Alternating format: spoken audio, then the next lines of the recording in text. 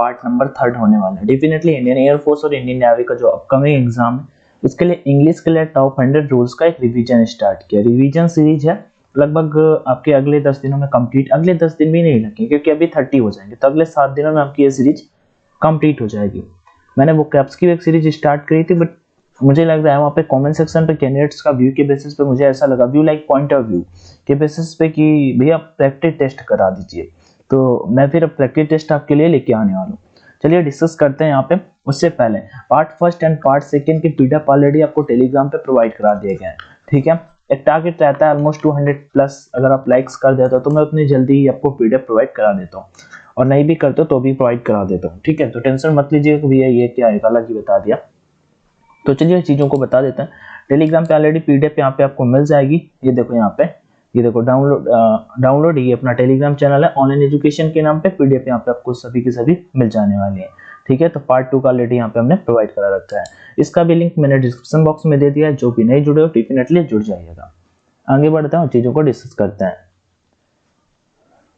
हाँ चलो, तो रूल फर्स्ट बहुत ईजी है, मैं बार बार बता भी चुका हूँ इस वाले रूल को। एक्स्ट्रा रूल में मैंने ये चीज आपके साथ में शेयर करी थी, ठीक है। एक दो एक्स्ट्रा रूल मैं बताता हूँ, तो वहां पे ये वाला रूल अपना आया था, बिसाइड वाला। सिंपल सा होता है, कुछ नहीं होता है। बिसाइड क्या होता है, के बगल में, जैसे आप अपने दोस्त के बगल में बैठे हो ना, तो बिसाइड प्रीपोजिशन का यूज करोगे। हाँ, और अगर आपको कुछ एक्स्ट्रा चाहिए, ठीक है, यस फॉर एक्स्ट्रा, मान लीजिए वैसे ई फॉर एक्स्ट्रा होता है, लेकिन मान लीजिए बिसाइड एंड बिसाइड में कुछ अंतर नहीं है, लेकिन यहाँ पे यस आ रहा है ना, तो समझ लीजिए कि ये यस है ना, जो यही एक्स्ट्रा आ रहा है, तो एक्स्ट्रा मतलब अतिरिक्त। ओके, तो आई थिंक आपको ये चीज क्लियर हो गई होगी। बिसाइड एंड बिसाइड मतलब बगल में, और बिसाइड से मतलब एक्स्ट्रा। तो अब याद कैसे करोगे, याद करने की भी ट्रिक आपके लिए बेहतर है मेरे पॉइंट ऑफ व्यू से। बिसाइड बगल में और बिसाइड्स वाले में के अतिरिक्त एक्स्ट्रा होता है, तो आप मान लीजिए कि इस बिसाइड में कोई अंतर नहीं है, लेकिन ये यस ज्यादा आ रहा है, मतलब कि अतिरिक्त है ना यस, बस काम खत्म। Radhika always sits beside me, ठीक है, राधिका है ना जो हमेशा बैठती है बिसाइड में, मेरे बगल में, ठीक है। We give him money besides clothes, हमने मनी को दिया, ठीक है, बिसाइड्स के अतिरिक्त क्लॉथ्स। पास्ट टेंस था यहाँ पे, ठीक है, second form of the verb यहाँ पे लगी हुई थी। आगे बढ़ते हैं नेक्स्ट सेंटेंस की ओर। तो दोनों चीजें आपको क्लियर हो गई ना। आगे नेक्स्ट कुछ प्रैक्टिस के लिए भी दो सेंटेंस ऐड कर दिए हैं, दोनों देख लीजिए। I know German beside English, मैं जर्मन जानता हूँ बगल में इंग्लिश के, ऐसा पॉसिबल है? बिसाइड्स इंग्लिश के अतिरिक्त, मैं आई नो मैं जानता हूँ जर्मन जानता हूँ, बिसाइड्स के अतिरिक्त इंग्लिश के अतिरिक्त मैं जर्मन भी जानता हूँ, मतलब कि मैं दोनों जानता हूँ। ओके, आई हैज सिटिंग, यहाँ पे सिट करने के लिए आ गया, besides him as he always smells as of garlic. Okay, तो देखो यहाँ पे सिटिंग की बात की जा रही है, किसी के बैठने की बात की जा रही है, तो भाई बिसाइड्स का यूज गलत है। यहाँ पे आप किसका यूज करोगे, बिसाइड का यूज करोगे, BESIDE का यूज करोगे, जो बिल्कुल सही है। ये अपना चैनल है, सब्सक्राइब जरूर करिएगा और शेयर भी करिएगा। आगे बढ़ते हैं यहाँ पे नेक्स्ट की ओर, ठीक है।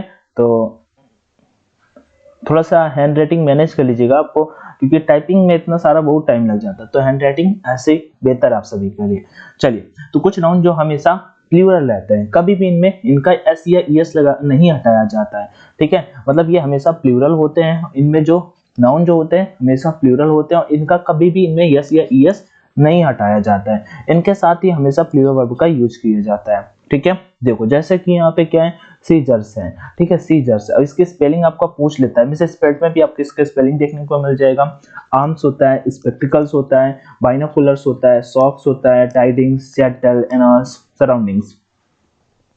आपको ये सारी की सारी मेरे पॉइंट ऑफ व्यू से याद नहीं करनी, आपके पेपर के पॉइंट ऑफ व्यू से स्टार्टिंग की 3, एक तो ये मीनिंग हो गई, सीजर आपको मोस्ट इंपॉर्टेंट है, आर्म्स हो गई, और स्पेक्टिकल, ये आपको बहुत देखने को मिलेंगी। वहीं पे एक मीनिंग हो गई सराउंडिंग आपको बहुत जगह देखने को मिल जाती है। ऑलरेडी ये प्लूरल होती है, इनके साथ में हमें कुछ भी छेड़खानी नहीं करनी होती है। ओके, समझ में आया आप सभी को? आगे बढ़ते हैं आप नेक्स्ट की ओर।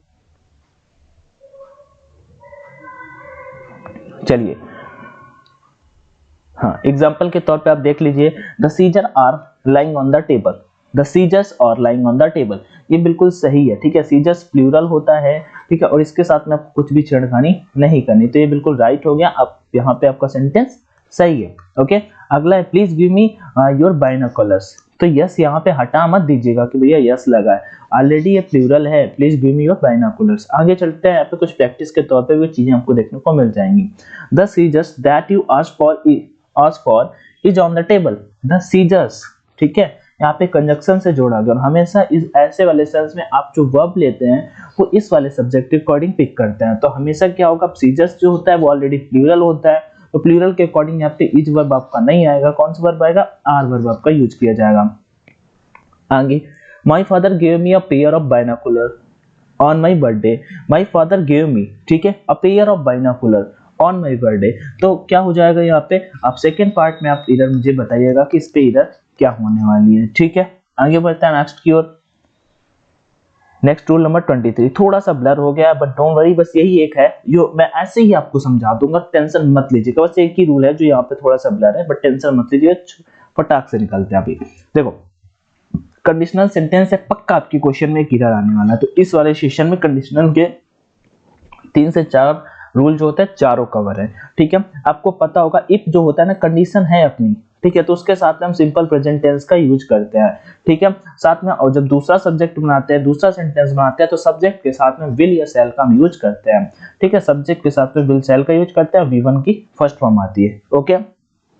देखो गलती करके आपको क्या देगा, मैं सिंपल से यहाँ पे आपको समझा देता हूँ, रुकिएगा इधर बताता हूँ। गलती आपको कहाँ पे होगी कि जो इफ वाला कंडीशनल सेंटेंस होता है ना, यहाँ पे आपको विल शैल देने की कोशिश करेगा, ठीक है, यहाँ पे आपको विल शैल देने की कोशिश करेगा और आपको बिल्कुल भी बिल्कुल मतलब जो कंडीशन वाला हो, इफ की जगह पे व्हेन या कुछ भी हो, अगर कंडीशनल है, यहाँ पे कंडीशन दी जा रही है, तो आपको इस चीज को बिल्कुल इग्नोर मार देना कि भैया हम विल शैल का यूज नहीं करेंगे, हम सिंपल प्रेजेंट टेंस से बनाने वाले हैं, ओके। अगर कंडीशनल सेंटेंस है, ओके। आगे यहाँ पे बढ़ता है, तो देखो if plus simple present tense plus subject plus will shall plus V1 की फर्स्ट फॉर्म का यूज करेंगे। एग्जांपल देख लीजिए, if I come to Jaipur, यदि मैं जयपुर आऊंगा तो आई विल मीट यू, मैं आपसे मिलूंगा। चलिए, निम्नलिखित काल्पनिक शब्दों के बाद कभी भी विल शैल वुड का प्रयोग नहीं किया जाता। वही चीज मैं आपको बता रहा था, काल्पनिक शब्दों के साथ में इनमें कभी भी आप वो चीज नहीं करते। इफ हो, एज सुन एज हो, व्हेन हो, वेदर हो, in case, if only, as long as, unless, as if, after, until के साथ में कभी भी आप विल शैल का यूज नहीं करेंगे, ओके। विल शैल का यूज आप कभी भी नहीं करेंगे, जो वर्ड्स यहाँ पे दे रखे हैं आप अच्छे से देख लीजिए, यहाँ पे कोई भी गलती आपको नहीं करनी है। वही चीज मैंने आपको ऊपर बताई, अगर कंडीशनल सेंटेंस है, ठीक है, कंडीशनल सेंटेंस से कुछ भी कंडीशन दी जा रही है तो उसके साथ में आप विल शैल का यूज नहीं करेंगे, ठीक है। सिंपल सा टेंस आप बनाइए, सेकंड पार्ट होगा उसमें विल शैल का यूज करना होगा आपको। एग्जांपल देख लीजिए, she will come to meet you as soon as you will reach there. ये इनकरेक्ट है, देखो यहाँ पे इनकरेक्ट ऑलरेडी ऐड है, she will come to meet you, ये बिल्कुल सही बात है, ठीक है। She will come to meet you as soon as, ये लगाया इन्होंने मान लो कंजक्शन, ठीक है। यू विल, गलती यहाँ पे इन्होंने विल लगा कर दी, बाकी नहीं तो आपका यू रीच देयर होता तो बिल्कुल सही था। She will come to meet you as soon as you will reach there, बिल्कुल सही है यहाँ पे। अगले बढ़ते हैं, प्रैक्टिस के लिए भी एक दो सेंटेंस ऐड है ऑलरेडी, तो हम देख लेते हैं। You will fail in the examination, you will fail in the examination. If you, if लगाया है, कंडीशन इन्होंने बना दी है, तो आप विल को यहाँ पे हटा देंगे। सिंपल सा फर्स्ट रूल आपका क्लियर हुआ। आगे बढ़ता है second, we will be late if we does not leave, we will be late if we does not leave, okay. चलो ठीक है, आगे बढ़ता है नेक्स्ट। तो आई थिंक आपको ये वाला रूल क्लियर हुआ होगा। रूल नंबर 24, रूल नंबर 24, अभी तक हम 23 रूल डिस्कस कर चुके हैं, अभी रूल नंबर 24 यहाँ पे डिस्कस करेंगे। इफ प्लस सब्जेक्ट, अब देखो यहाँ पे बिल्कुल सिंपल सा है, अगर आपका सब्जेक्ट है, इफ है, उसके बाद सब्जेक्ट है आपका, हैड है, मेन वर्ब का थर्ड फॉर्म है, तो इधर आपका वुड हैव का यूज किया जाता है और मेन वर्ब की थर्ड फॉर्म इधर भी आपकी लगती है। वैसे मैं ऑलरेडी ये रूल आपको रिवाइज करा चुका हूँ, ठीक है। देखो तो कैसे करेंगे आप, अगर सेंटेंस आपका पास्ट में है, ठीक है, हैड है आपका, ठीक है, पास्ट परफेक्ट तो आपने पता होगा मेन वर्ब का थर्ड फॉर्म ही लगता है, मेन वर्ब का थर्ड फॉर्म ही लगता है। जो दूसरा सेंटेंस होता है उधर आपका वुड हैव होता है, ठीक है। क्या होता है वुड हैव, गलती कहां पे करके देता है वो भी मैं बता देता हूं। या तो यहाँ पे आपका मेन वर्ब का सेकंड फॉर्म दे देगा, इधर मेन वर्ब का सेकंड फॉर्म दे देगा, या फिर अगर इधर वुड हैव देता है तो मेन वर्ब का फर्स्ट फॉर्म दे देगा, ठीक है। और कैंडिडेट वुड हैव, वुड के अकॉर्डिंग फर्स्ट फॉर्म पे ध्यान नहीं देते, ठीक है, तो वुड हैव के अकॉर्डिंग मेन वर्ब का थर्ड फॉर्म यहाँ पे लगने वाला है।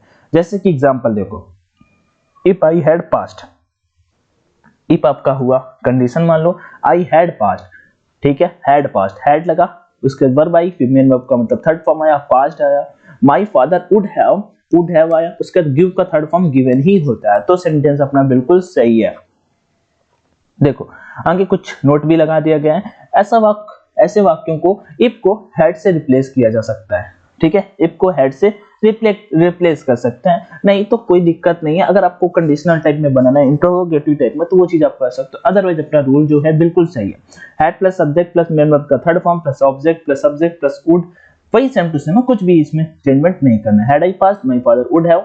ओके, गलती जो मैंने आपको बताई, या तो यहाँ पे second form of the verb देगा, या फिर यहाँ पे आपको first form of the verb देगा, या फिर यहाँ से वुड को हैव को हटा देगा, वुड को रखेगा, यहाँ पे हैड होगा तो इधर गलती कर देगा, बाकी कुछ नहीं। सिंपल आपको रूल फिर से यहाँ पे बताता हूँ। देखो अगर इधर हैड है और V3 है, तो सिंपल दूसरे वाले सेंटेंस में would plus have plus V3 आपका आएगा, बात खत्म, ठीक है।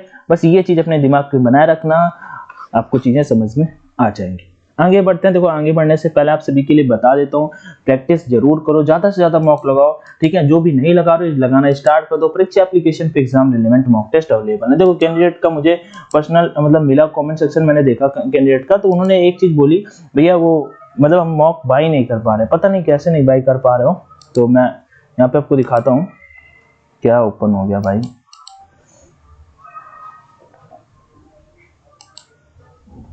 चलो इनका कुछ अपना अलग ही सिस्टम ओपन हो गया है।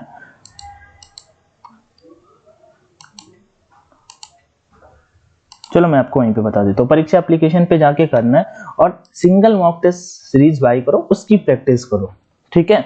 क्योंकि बहुत कैंडिडेट बाई नहीं कर पा रहे, पूरा पता नहीं क्या, समझ में ही नहीं आ रहा है। तो सिंगल मॉक टेस्ट बाई करने के लिए कोड का ऑप्शन आएगा ONLINE D50, इस कोड का यूज कर लेना, इससे आपको 50% का डिस्काउंट मिल जाएगा परीक्षा एप्लीकेशन। उसका लिंक मैं डिस्क्रिप्शन बॉक्स में आप सभी को दे रहा हूँ। इस कोड से आप वहां पे जाके मॉक लगाओ और प्रैक्टिस करते रहो, ठीक है। बाकी कोई दिक्कत आए तो मुझे कमेंट में जरूर बताइएगा, वो चीज क्लियर कर देंगे। मॉक लगाने से क्या होगा, आपकी एक्यूरेसी बढ़ेगी, स्पीड आपकी आएगी। आगे बढ़ते हैं यहाँ पे नेक्स्ट की ओर। तो आ गया ना, ये तो रूल हो गया। अब यहाँ पे गलती, थोड़ा एक एग्जांपल देख लो। If you had invited me, okay, had plus V3 है, बिल्कुल सही है। और me I will attend your marriage, ये गलती कर दी भाई। अगर हैड इनवाइटेड है तो इधर वुड हैव होगा, वुड हैव और साथ में अटेंड का थर्ड फॉर्म अटेंडेंट, ठीक है। आगे बढ़ते हैं, marriage. If her grandpa would have lived 3 more days he would have been 100 years old। दोनों पे वुड हैव बीन लगा रखा है, हो गई ना गलती, ठीक है। तो इफ वाले कंडीशनल में आपका हैड लगता है, ठीक है, हैड के साथ में लिव्ड है, तो यहाँ पे ये हटाओ, वुड हटाओ, यहाँ पे ऐड करो, यहाँ पे भी मिस्टेक दे रखी है, ओके। तो आपको रूल समझ में आ गया है, तो इससे करने में कोई दिक्कत ही नहीं होगी, आपको सारी की सारी चीजें अच्छे से समझ में आ गई होंगी। आगे बढ़ते हैं नेक्स्ट रूल की ओर आपके, क्या है 25 नंबर। हाँ देखो, if plus subject plus main verb का सेकंड फॉर्म, ये कंडीशनल के सारे रूल यहाँ पे कवर है, ठीक है। मैंने पहला कराया, पहला जो आपका सिंपल सा रूल था, उसमें कुछ भी नहीं करना था। एक तरफ का सिंपल टेंस होगा, ठीक है, सिंपल प्रेजेंट टेंस होगा। दूसरी तरफ इफ वाले कंडीशन में आपको विल शैल बिल्कुल नहीं लगाना, इफ वाले कंडीशन में विल शैल बिल्कुल नहीं लगाना, और बाकी दूसरी तरफ आपको लगा देना सिंपल प्रेजेंट टेंस। मतलब एक टेंस आपका सिंपल प्रेजेंट होगा और दूसरा आपका फ्यूचर पे होगा, ओके। आगे बढ़ते हैं, दूसरा रूल क्या था, हैड प्लस V3 आपका आएगा, और दूसरे सेंटेंस में वुड हैव प्लस V3 आएगा, बात खत्म। दोनों रूल क्लियर हो गए। अभी तीसरा रूल हम यहाँ पे डिस्कस कर लेते हैं, ठीक है। तीसरा रूल भी हम यहाँ पे भी फटाक से डिस्कस कर लेते हैं, चीजें आपकी बिल्कुल क्लियर हो जाएंगी। रुकिएगा थोड़ा सा, बस इसे थोड़ा क्लियर कर दें और फिर आगे बढ़ते हैं फटाक से। देखिए कुछ नहीं, सिंपल सा रूल है, वैसे ही सेम टू सेम वही चीज फॉलो करनी है। यहाँ पे देखिए, मेन वर्ब का सेकंड फॉर्म आएगा, मेन वर्ब का अगर सेकंड फॉर्म आ रहा है, इधर वुड के साथ में मेन वर्ब की फर्स्ट फॉर्म आएगी, बात खत्म। बस इफ यू देखो, सब्जेक्ट इफ के बाद सब्जेक्ट है यू, पास्ट मेन वर्ब का सेकंड फॉर्म आया, वुड के साथ में फर्स्ट फॉर्म आई, बिल्कुल सही है, ठीक है। If you past I would give a mobile, कुछ भी गलती नहीं। अगला, if I were a bird, ठीक है, मेन वर्ब का second form I would fly in the sky, बिल्कुल सही बात है, ठीक है। कंडीशनल सेंटेंस था, अब यहाँ पे विल शैल लगा के देगा आपको गलती करने के लिए, लेकिन आपको भटकना बिल्कुल भी नहीं है। आगे बढ़ते हैं, प्रैक्टिस के लिए देख लो, if I am the prime minister of India I would work wonders, if I am the worker, तो सिंपल सी बात है, यहाँ पे गलती दे रखी है ना, आपको पता है यहाँ पे मेन वर्ब का सेकंड फॉर्म आएगा, ठीक है, यहाँ पे सेकंड फॉर्म आएगा, if I am the prime minister of India I would work wonders. Next, I were apologise if I was you, तो यहाँ पे गलती कर दी है, ठीक है। तो बस ये सिंपल सा रूल है, देख लीजिए मेन वर्ब का सेकंड फॉर्म और उसके साथ में वुड प्लस मेन वर्ब की फर्स्ट फॉर्म का रूल यूज करेंगे। तीनों कंडीशनल के जो रूल थे आपको समझ में आ गए होंगे। फिर से एक बार बता देता हूँ, एक सेंटेंस अगर सिंपल प्रेजेंट में होगा, सिंपल प्रेजेंट में होगा तो दूसरा फ्यूचर पे होगा, ठीक है।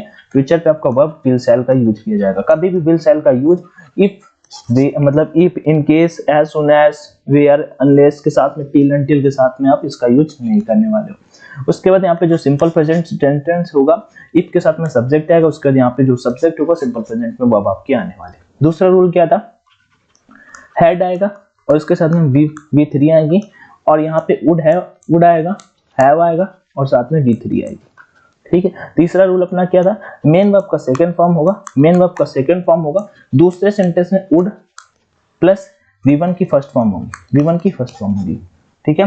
जिन्हें आपको समझ में आ गई होगी तो बेहतर है, नहीं समझ में आई तो नहीं बेहतर है। चलिए एग्जांपल भी समझा दिए। रूल नंबर 26 देखिए, यहाँ पे positive degree plus if not plus comparative degree का यूज किया था। बहुत इंपॉर्टेंट रूल है यहाँ पे, थोड़ा सा मतलब हटके केवल इसी के लिए है, ठीक है, इसी के लिए है यहाँ पे। तो पॉजिटिव डिग्री है और साथ में इफ नॉट है तो कंपैरेटिव डिग्री का हम यूज कर सकते हैं। देखो, Mohini is as tall if not taller than Mala, बिल्कुल सही बात है, ठीक है, बिल्कुल सही बात है, यहाँ पे कुछ भी इसमें गलती नहीं है। प्रैक्टिस के लिए देखो यहाँ पे क्या है, आई मीन कि अगर आपका इफ नॉट लगा है तो एक सेंटेंस आपका पॉजिटिव डिग्री में होगा, दूसरा आपका कंपैरेटिव डिग्री में होगा, इफ नॉट अगर आपका लग रहा है, ठीक है। आगे चलिए, this pen is as bad as if not worse like that, ठीक है, लाइक दैन ऐसे हो जाएगा यहाँ पे। चलिए आगे बढ़ते हैं यहाँ पे।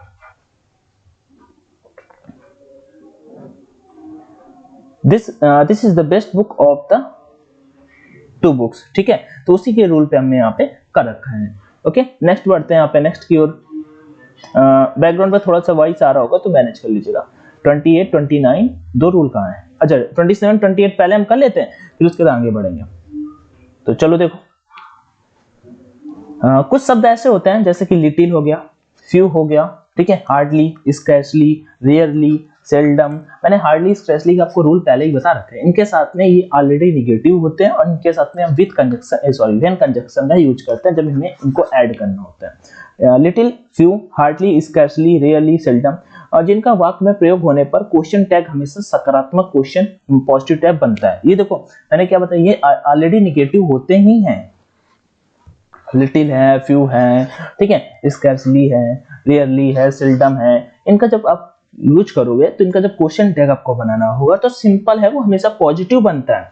Few people new the information, ठीक है, तो आप यहाँ पे देख रहे होगे भैया नॉट नहीं लगा, तो क्वेश्चन टैग का रूल क्या होता है, सिंपल अगर सेंटेंस है तो बाद में डजंट, मतलब जो भी वर्ब आगे दे रखा है उसका जस्ट अपोजिट लिख देना होता है, ठीक है। पॉजिटिव है तो निगेटिव, निगेटिव है तो पॉजिटिव, लेकिन ये आपको जैसा दिखाई देंगे, फ्यू लिखा है, अब यहाँ पे तो निगेटिव का कुछ सेंस आ नहीं रहा है, तो सोचोगे कि आप पॉजिटिव बना दें, मतलब निगेटिव बना दोगे, लेकिन भाई फ्यू ऑलरेडी निगेटिव होता ही है, few already, hardly, scarcely already negative होते ही हैं। जैसे देखो, वी सेल्डम सी देम, हम सेल्डम उन्हें देखते हैं, डू वी तो मतलब सिंपल टेंस के अकॉर्डिंग हमने यहाँ पे यूज कर दिया, ठीक है, लेकिन सेल्डम आपका ऑलरेडी निगेटिव है, इस वजह से हमने यहाँ पे सिंपल टेंस का यूज किया है, अदरवाइज हम यहाँ पे निगेटिव का ही यूज करते हैं अगर सेल्डम की जगह पे इन वर्ड्स के अलावा और कोई भी वर्ड्स होता तो, ठीक है। आगे बढ़ते हैं हम, कुछ एग्जांपल देख लीजिए, जैसे that hardly counts, that hardly counts, अब आप सभी को दिखाई दे गए होंगे, सिंपल प्रेजेंट टेंस का सेंटेंस है। अब आपको पता है हार्डली ऑलरेडी निगेटिव होता है, तो हैड वाला तो कोई बात ही नहीं हो रही है, अब ये निगेटिव है ऑलरेडी तो निगेटिव बनेगा ही नहीं, question tag didn't they past में जा नहीं रहा है, डज इट सिंपल सा आंसर हो जाएगा, ठीक। ऐसे ही अगला, फ्यू पीपल टुक ड्रग्स, फिर से वही सेम टू सेम सेंटेंस है, फ्यू पीपल टुक ड्रग्स, ठीक है, second form of the verb यहाँ पे लगा रखा है, तो आपको पता है जब फ्यू है तो आपका निगेटिव ही ऑलरेडी है, तो इसका हमें पॉजिटिव बनाना होगा, तो डिडंट नहीं होगा, फ्यू पीपल टेक ड्रग्स, ठीक है। आगे बढ़ते हैं यहाँ पे, आरंट भी नहीं होगा, डोंट दे, और निगेटिव तो डिड दे आपका हो जाएगा, ठीक है, इस तरह से आप कर दीजिए। 27 का 28 नंबर रूल क्या है आपका, कंपैरेटिव डिग्री, देखो degree positive, comparative and superlative. जैसे मैंने आपको कंडीशनल सेंटेंस बताया, कंडीशनल का एक आपके पेपर में क्वेश्चन आने के बहुत ज्यादा चांसेस है, वैसे ही डिग्री से क्वेश्चन आपके आने के बहुत ज्यादा चांसेस है। तो वो चीज भी हम यहाँ पे अच्छे से डिस्कस करने की कोशिश करें। आज मैंने तीनों कंडीशनल कवर करा दिए, इनका रिवीजन मैं टाइम से आपको कराता रहूंगा, आप भी खुद करते रहिएगा। The plus comparative degree plus of the to, ठीक है। अगर ऑफ द टू लगा है, कंपैरेटिव डिग्री है, तो उससे पहले हम द का यूज करते हैं, सिंपल। जैसे कि आपको पता होगा सुपरलेटिव डिग्री जैसे है तो उससे पहले आप द कंजक्शन का द का यूज करते हैं, ठीक है, द आर्टिकल का यूज करते हैं। तो ये चीज आपको समझ में आ गई होगी। तो सिंपल है, अगर कंपैरेटिव डिग्री है ईआर वाला तो उसके बाद में अगर ऑफ द टू लगा हुआ है तो उसके पहले आप द का यूज करेंगे। जैसे कि सी इज, द हटा दो यहाँ पे, elder of the two sister, she is elder of the two sister, of the two लगा है, ईआर आपका कंपैरेटिव डिग्री है, ईआर आपका कंपैरेटिव डिग्री है, ऑफ द टू लगा हुआ है, इसके पहले आप किसका यूज करेंगे, द का यूज करेंगे अपने रूल के अकॉर्डिंग। बिल्कुल सही बात है। एग्जांपल देख लेते हैं एक दो।